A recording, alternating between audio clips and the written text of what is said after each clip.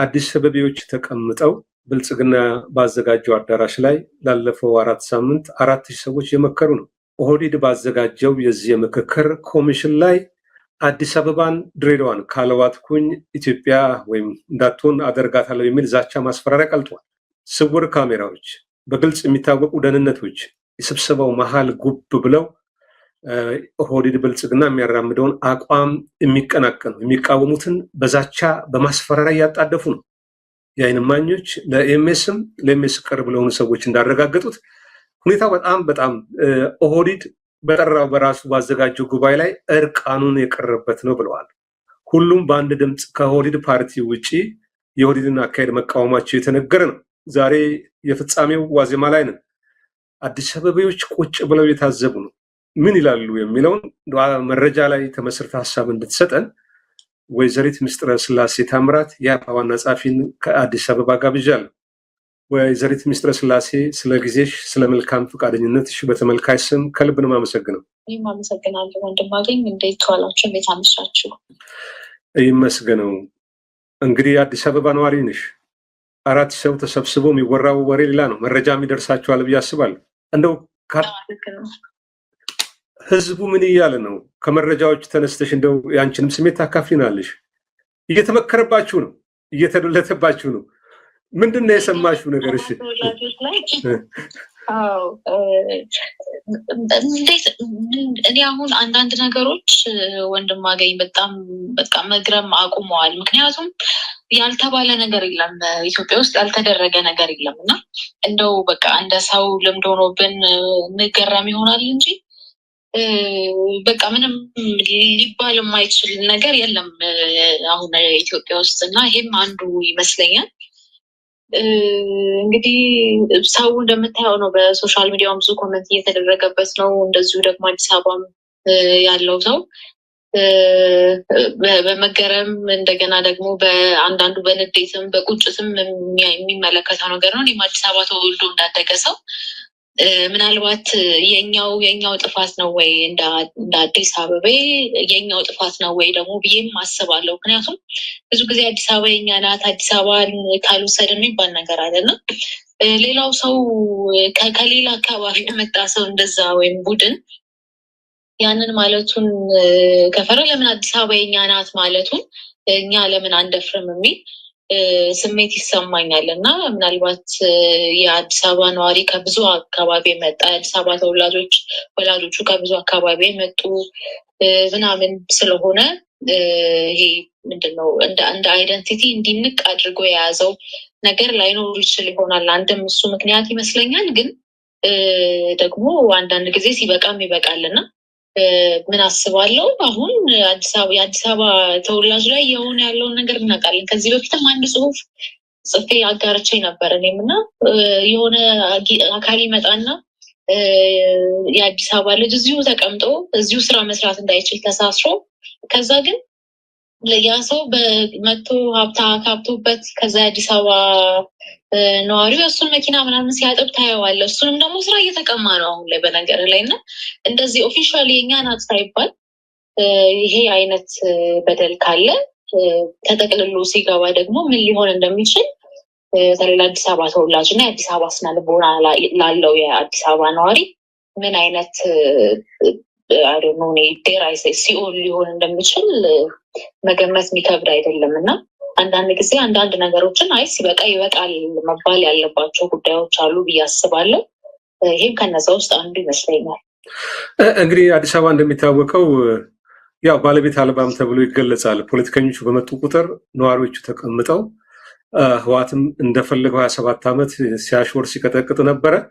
ምናልባት መለስ ዜናዊ በ1997 ምርጫ ሲሸነፍ ደግሞ ለመቀጣጫ እንዲሆን አማራና ኦሮሞን ለማጋደልም ጭምር የኦሮሚያ ክልል ርዕሰ መስተዳድር የኦሮሚያ ክልል ዋና መቀመጫ አዳማ ነበር። ከአዳማ ተነስቶ አዲስ አበባ እንዲመጣ ያዘዘው መለስ ዜናዊ ነው፣ አባዱላን አዞት። አሁን ደግሞ ኦህዴድም እንደዚሁ የኦሮሞ ፖለቲከኞችን ለመያዝ በአጠቃላይ ተስፋ የመቁረጥ ምልክት አለ። የመሰረት ሚዲያም ዛሬ ዘገባ ካየሽው የደብረ ማርቆስ ኤርፖርት ሲመረቅ ጠቅላይ ሚኒስትሩ ያስተላለፈው መልእክት ጀርባ በተለይ ከባለስልጣናቱ ጋር በተደረገ ውይይት በዚህ በምክክር ኮሚሽን የኦሮሞ ፖለቲከኞችን ለመያዝ በአዲስ አበባና በድሬዳዋ ላይ ተመሳሳይ አቋም ከኛ ጋር መያዝ አለባቸው የሚል መልእክትም ውስጠ ወይራ የሆነ ማስጠንቀቂያም ለብአዴን ወይም ለአማራ ብልጽግና እንዳስተላለፉ የተነገረ ነውና አዲስ አበባ ምን አለባት? አዲስ አበባ ብቻ ሳይሆን ኢትዮጵያኖች በተለይ ራሳቸውን በብሔር የማይገልጹ ብቸኛው መናኸሪያ መገናኛቸው ከተማ አዲስ አበባ ነች። ከአዲስ አበባ ውጪ ያለው ድሬዳዋ ሁሉም ባለቤት አላቸው። የኦሮሚያ ክልል፣ የአማራ ክልል፣ የትግራይ ክልል ተብሎ ወደ 12 ነው 14 ክልል አለ። አዲስ አበባ ብቻ ነው ዘር ሳጠሪ ኢትዮጵያ ሁሉ የሚኖርበት ከተማ።